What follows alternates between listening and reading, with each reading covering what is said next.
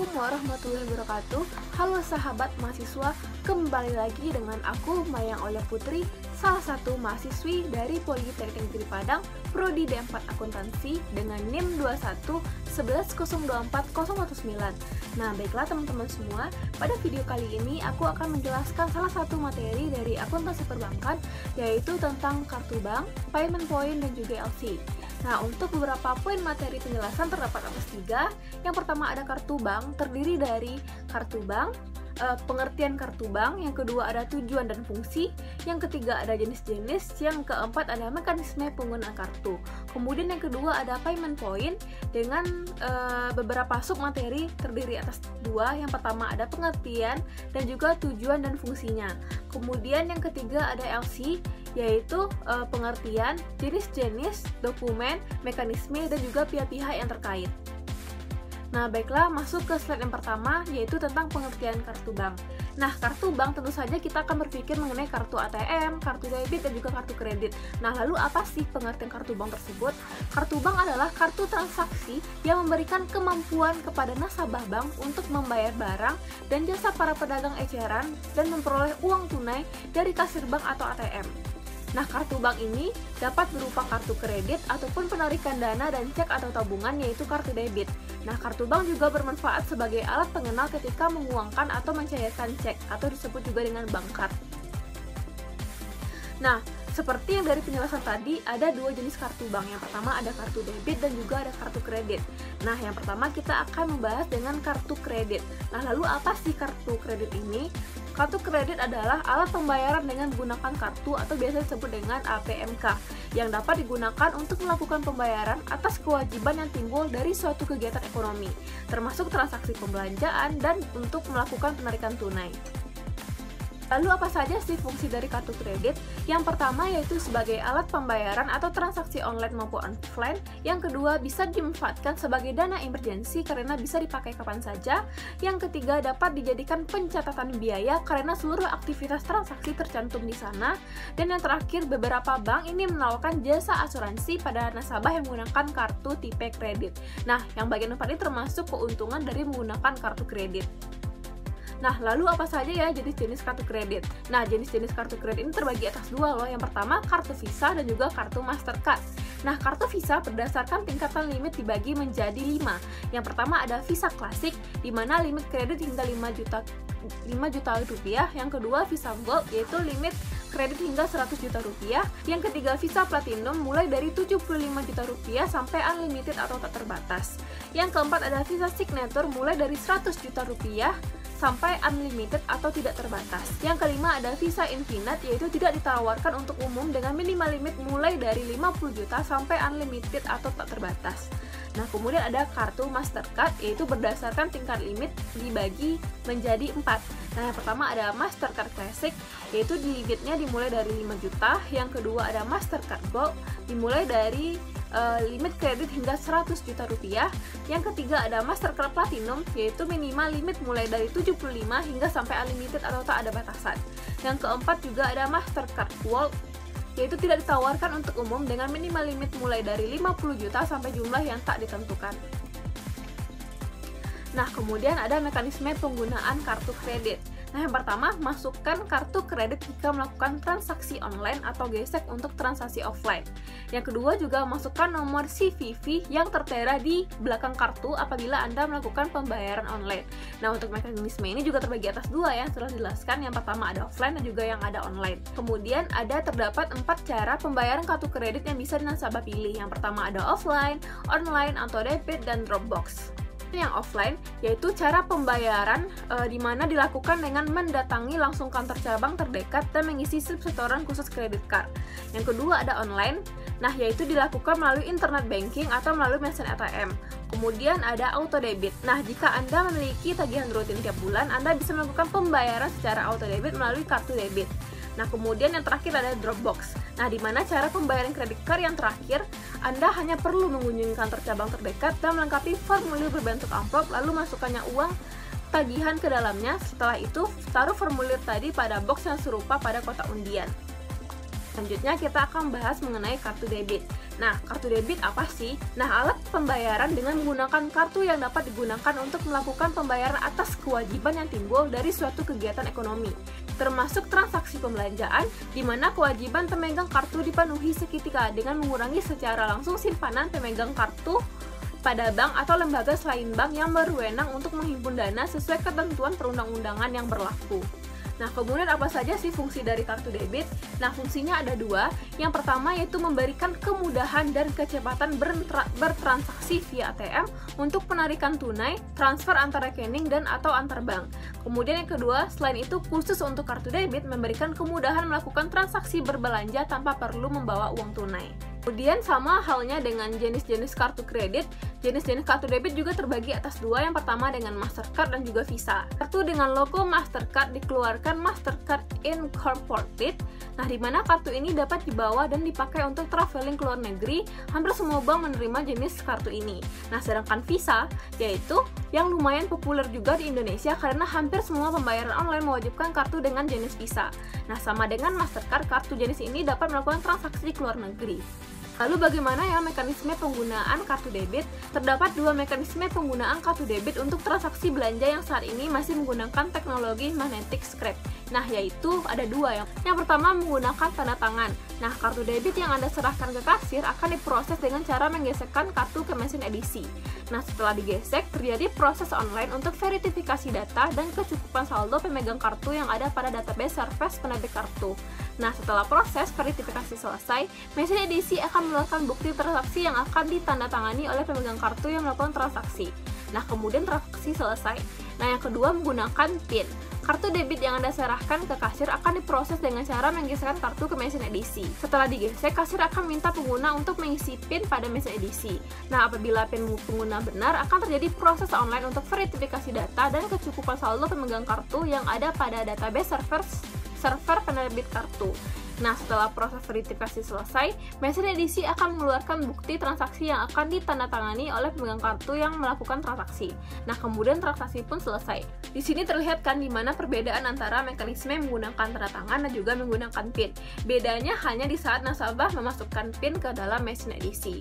Baiklah, untuk materi selanjutnya kita masuk ke payment point. Yang pertama, kita akan bahas tentang pengertian payment point.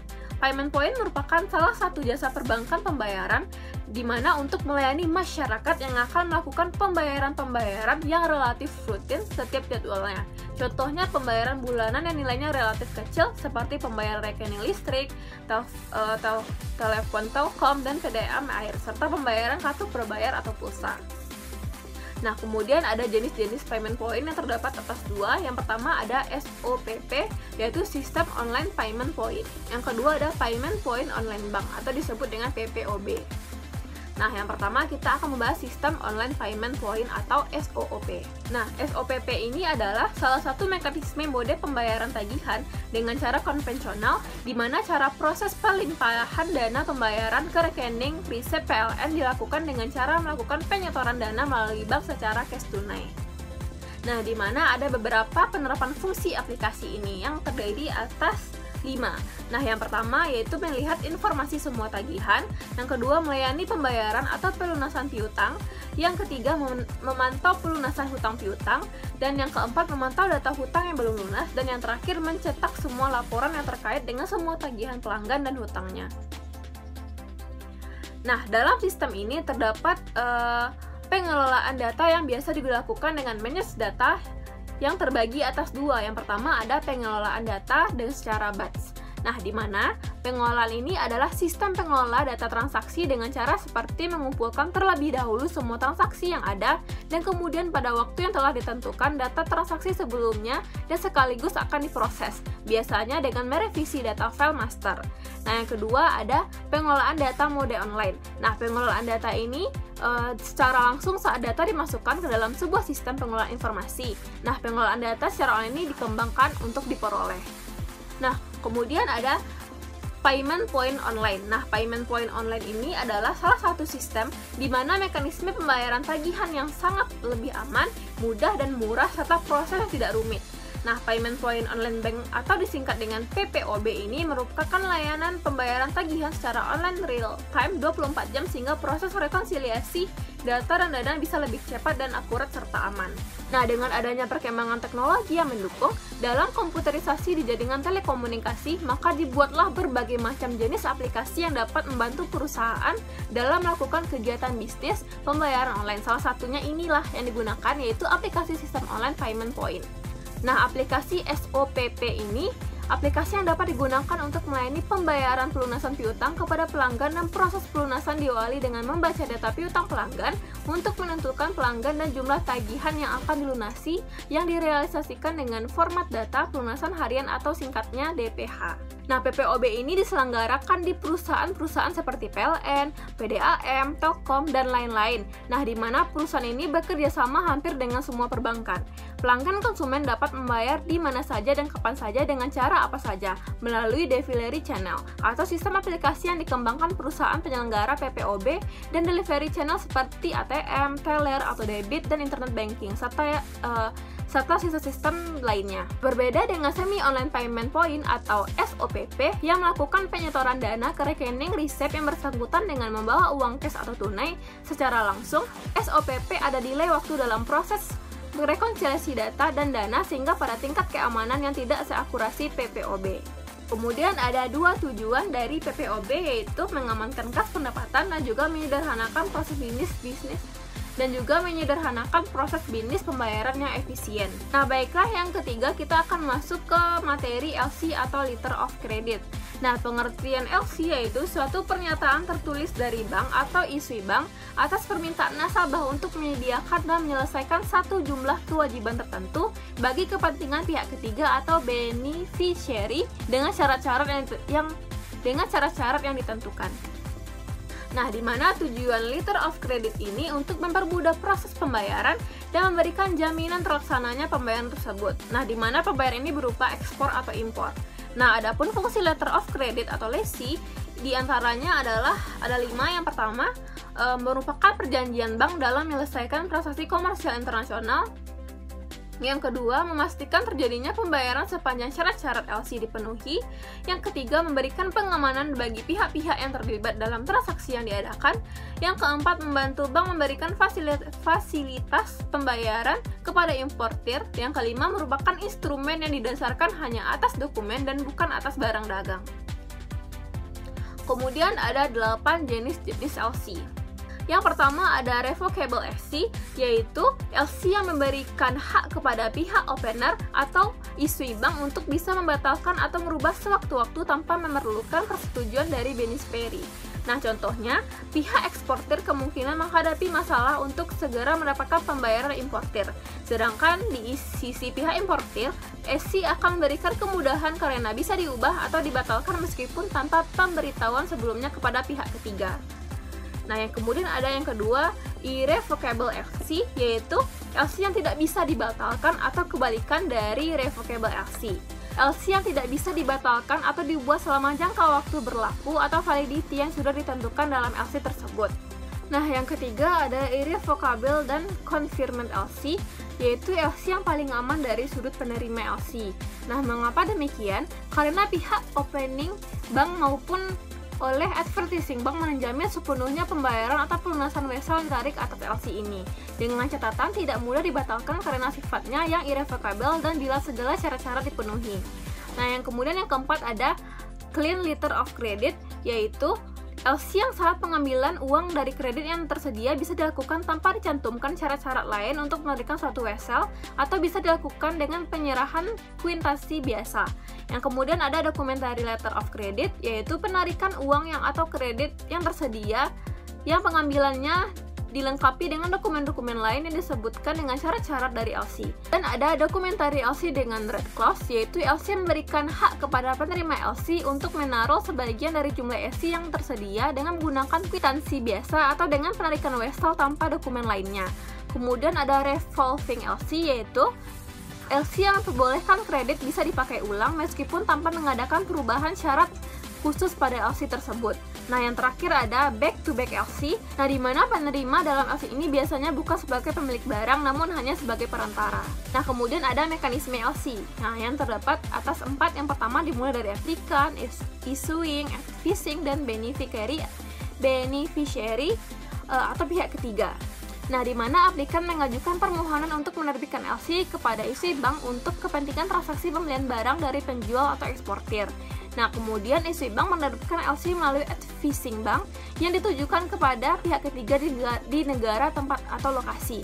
Kemudian advising bank selanjutnya akan mengotentikasi atas kebenaran penerbit LC yang kemudian memberitahu kepada pihak ketiga mengenai telah diterimanya LC untuk kepentingan pihak ketiga. Kemudian pihak ketiga atau beneficiary setelah menerima LC akan mempersiapkan barang dan dokumen-dokumen yang diperlukan dan menyerahkan dokumen tersebut kepada nominated bank. Selanjutnya ada beberapa dokumen yang terkait dengan LC. Nah, yang pertama ada full set of bill of lading, yaitu set lengkap dari bill. Kemudian ada commercial invoice atau faktur perdagangan. Yang kemudian ada packing list atau daftar pengepakan. Yang keempat ada weight note, yaitu berupa catatan. Kemudian ada measurement list, yaitu daftar pengukuran. Kemudian ada insurance certificate, sertifikat asuransi, consular invoice, faktur konsuler, brosur atau leaflet, yaitu brosur atau selebaran. Selanjutnya ada beberapa pihak-pihak terkait dengan LC. Yang pertama ada pemohon yang disebut dengan aplikan, kemudian ada bank penerbit disebut dengan issuing bank, kemudian penerima atau pihak ketiga yaitu beneficiary, kemudian ada bank penerut advising bank, kemudian bank yang ditunjuk nominated bank, bank penegosiasi negotiation bank, dan bank pengkonfirmasi atau confirming bank. Baiklah, sekian dari penjelasan video kali ini. Sampai jumpa lagi dan jangan lupa tonton video selanjutnya. Aku Mayang Olive Putri. Bye bye.